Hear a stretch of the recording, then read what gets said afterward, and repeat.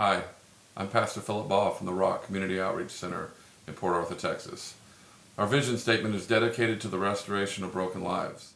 In Isaiah 58:10 through 12, it says, "And if you spend yourselves in behalf of the hungry and satisfy the needs of the oppressed, then your light will rise in the darkness and your night will become like noonday.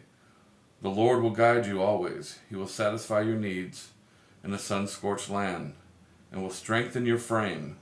You will be like a well-watered garden, like a spring whose waters never fail. Your people will rebuild the ancient ruins and will rise up the age-old foundations.